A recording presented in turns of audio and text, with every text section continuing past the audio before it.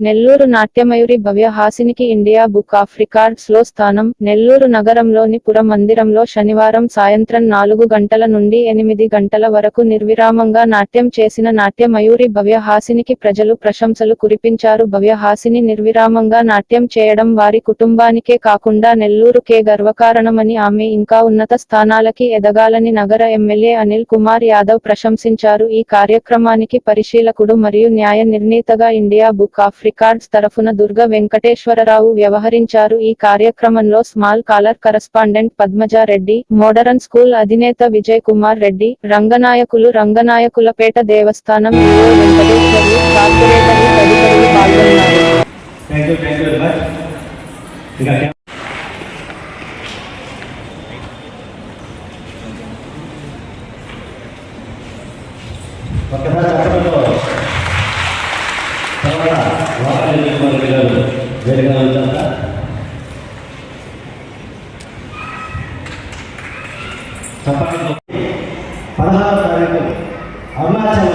అరుణాచల్ కొండ కంటిన్యూగా తిరుగుతుంటే గిన్నెస్ బుక్ ఆఫ్ రికార్డు కోసం కూడా చేస్తున్న అరుణాచల్ కొండ ఇండియా బుక్ ఆఫ్ రికార్డు జడ్జిగా వచ్చినారు.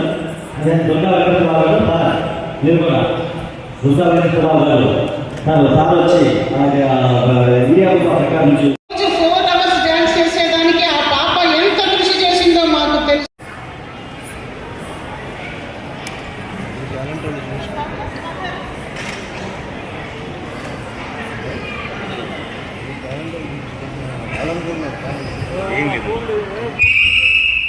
మాలైతే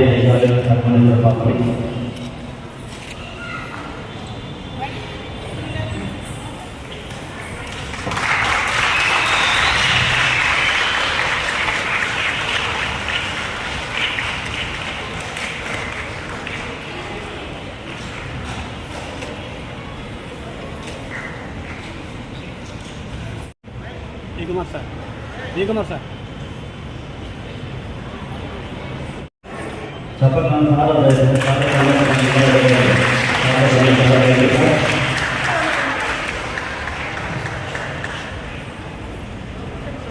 ఇండియా బుక్ రికార్డు ప్రకటన చేస్తున్నారు.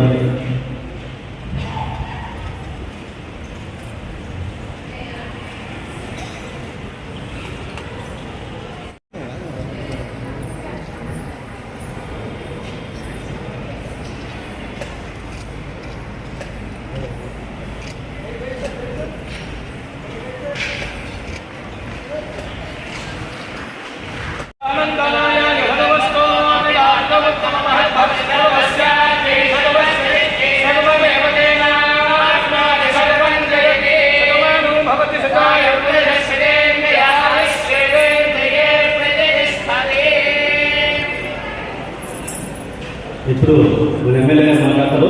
ఒక 5 నిమిషాలు అది సమయం వృధా చేయకూడదు కాబట్టి ఒక ఫోటో అడ్జస్ట్ అవ్వండి, తీసుకోండి. మళ్ళీ సార్ అందరి విధంగా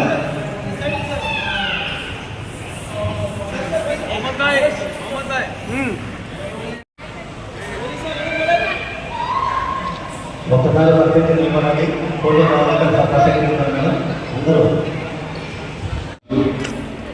టౌన్ హాల్లో కార్యక్రమం ఏదో చిన్న ఫంక్షన్ అంటే చేస్తానేమో అని చెప్పాను. అంటే దీంట్లో పాప 4 hours చేస్తుందని కానీ, లేకపోతే ఈ కార్యక్రమం ఏంటో కూడా నేను ఇక్కడికి వచ్చేదాకా నిజంగా నాకు తెలియదు. అంటే బేసిక్గా నాకు టౌన్ హాల్ అంటే వస్తా, ఏ కార్యక్రమం అయినా కూడా పిలిస్తే నేను ప్రశాంతంగా వచ్చి కూర్చొని 4 పాటలు వేస్తారు. ప్రశాంతంగా రాజకీయాలని పక్కన పెట్టి ఏదైనా మైండ్ రాజకీయ పొద్దున దాకా అన్ని పట్లాట్లు వాడిని తిట్టి వీళ్ళు తిట్టి వాడి తెచ్చుకొని ఈ తెచ్చుకొని అన్నీ కూడా పక్కన పెడితే సాయంకాలం వస్తే టౌన్ హాల్కి వస్తే కొంచెం ప్రశాంతంగా 4 పిల్లలు నన్ను డ్యాన్స్ చేస్తారు, నన్ను పాటలు పాడతారు, బాగుంటుంది. నేను ఎమ్మెల్యేగా ఉన్నప్పుడు కనీసం నెలకు ఒకసారి వచ్చేవాడిని. నేను అధికారంలోకి వచ్చి మంత్రి అయిన తర్వాత ఎంతో పిల్లలు తగ్గించేసారో లేకపోతే దూరం అనుకున్నారో ఎవరు తెలియదు, కానీ చాలా తక్కువ అయిపోయింది. మహా అంటే నేను ముందు ఒక 50 వచ్చుంటే ఈ 4 సంవత్సరాలలో ఒక 4-5 వచ్చాయి. సో పిల్లగానే ఏదో కార్యక్రమం లేదు, సాయంకాలం ప్రశాంతంగా ఉంటుందని వచ్చాను. కానీ ఇక్కడికి వచ్చిన తర్వాత నిజంగా మంచి కార్యక్రమానికి వచ్చాను. ఎందుకంటే మామూలుగా ఒక 20 నిమిషాలు కార్డు చేయాలంటే మెంటెక్కేస్తుంది, ఇంకోటి చేస్తూ ఉండాలి. 4 గంటల పాటు ఒక స్టామినాతో భరతనాట్యం మీకు అంటే అది చిన్న విషయం కాదు. ఎంతో కొంత డెడికేషన్, ఆ మైండ్లో ఒక ఫోకస్ ఉన్నట్టు.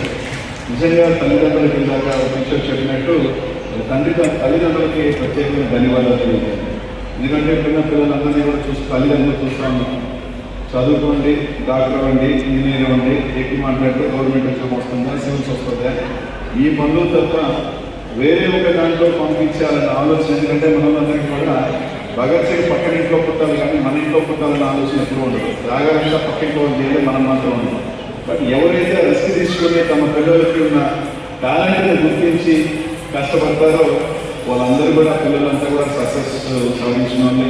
కాబట్టి అట్లా ఆ తల్లిదండ్రులకి ముందుగా ప్రత్యేకమైన ధన్యవాదాలు తెలియజేస్తున్నాను. ఆ పాపలో ఉన్న టాలెంట్ని, ఆ పాపలో ఉన్న దీన్ని గుర్తుపెట్టుకొని ఈరోజు వెలికి తీసి ఈరోజు భారతదేశానికే కాదు ప్రతి ప్రాంతంలో కూడా పిల్లలు కూడా ఎంకరేజ్మెంట్, పిల్లలు కూడా ఎంత ఎత్తుకైన ఆడపిల్లలు, ముఖ్యంగా ఆడపిల్లలు ఈరోజు ఎంత దూరమైనా వెళ్తారు అని చెప్పేదానికి ఈరోజు ఆశని ఒక చక్కటి ఉదాహరణ.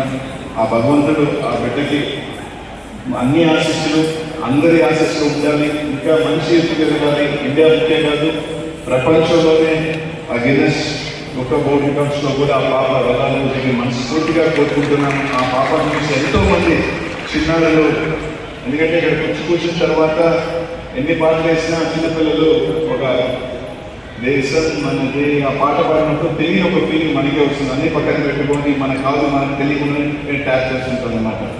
అంత ఇన్స్పిరేషన్గా ఉంటుంది. చాలా సంతోషంగా ఇంత చిన్నాన్ని కూడా చూడటం బాగా హ్యాపీగా మంచిది. సో అందరినీ కూడా తల్లిదండ్రులందరూ కూడా ముఖ్యంగా ఇందాక మా యువగా చెప్తా ఉన్నారు, మన ఆర్ట్ మన కల్చర్, భరతనాట్యం కానీ, కూచిపూడి కానీ, మన హరికథలు కానీ అన్నీ కూడా అంతరించిపోతున్న పరిస్థితుల్లో ఈరోజు దాన్ని ఇది వెలిగి తీసి, ఎందుకంటే అందరూ కూడా ఇప్పుడంతా శాస్త్రాన్ని రకరకాలు ఫారిన్ వెస్టర్న్ వెళ్తున్నారు కానీ పాపనే క్యాష్ అని. కానీ ఈరోజు మన కల్చర్లో మన దీంట్లో ఉన్నదాన్ని గుర్తుపెట్టుకొని దాన్ని ప్రోత్సహిస్తున్న అందరినీ కూడా తల్లిదండ్రులందరికీ కూడా ధన్యవాదాలు తెలియజేసుకుంటూ, ముఖ్యంగా ఇప్పుడు ఈ దేవాలయాల్లో కూడా ఇప్పుడు కొత్తగా ఈ గవర్నమెంట్ వచ్చిన తర్వాత హరికథలు కానీ, భరతనాట్యం కానీ ఇట్లాంటి అన్నీ కూడా ప్రతి టెంపుల్లో ప్రోత్సహిస్తూ వాళ్ళకి ప్రోత్సాహం బహుమతులు ఇస్తూ వాళ్ళని ఎంకరేజ్ చేసే కార్యక్రమాలు ఇప్పుడు దాదాపు ప్రతి టెంపుల్లో కూడా స్టార్ట్ చేశారు. సో మన కల్చర్ అంతా కూడా అంతరించుకోకుండా మందికి తెలియాలి. సో అందరికీ కూడా ధన్యవాదాలు. ఇందాక లాస్ట్గా మా విజయ్ కుమార్ సార్ చెప్పారు, టెన్షన్ ఏముండదు, ఉంటుంది టెన్షన్ మాకు తెలుస్తాయి సార్. ఎందుకంటే రాజకీయాల్లో నాకున్న టెన్షన్ అయితే నాకు తెలిసి ఈ జిల్లాలో అయితే ఎవరికి ఉండదు. మాకు ఎక్కువ మంది స్నేహితులు, నాకు అవతల స్నేహితులు, యువతల స్నేహితులు, ఎక్కువ మంది స్నేహితుల మధ్య యుద్ధం చేస్తూ ఉంటాను, రస చేస్తూ ఉంటాను, గొడవ చేస్తూ ఉంటాను. సాయంకాలం అయితే ఇంట్లో నా భార్య తను పనిచేస్తూ ఉంటుంది, నీకు అవసరమా నీ గొడవ, కానీ వాడికి ఎదుగుతావు, ఇంటికి ఎదుగుతావు, అవసరమా నీకు ప్రశాంతంగా ఉంటుందని చెప్పి ఇంటికి వస్తే నాకు ఒక పోటీకు, బయటకు వస్తే వాళ్ళతో పోటీకు. ఇది నా పరిస్థితి.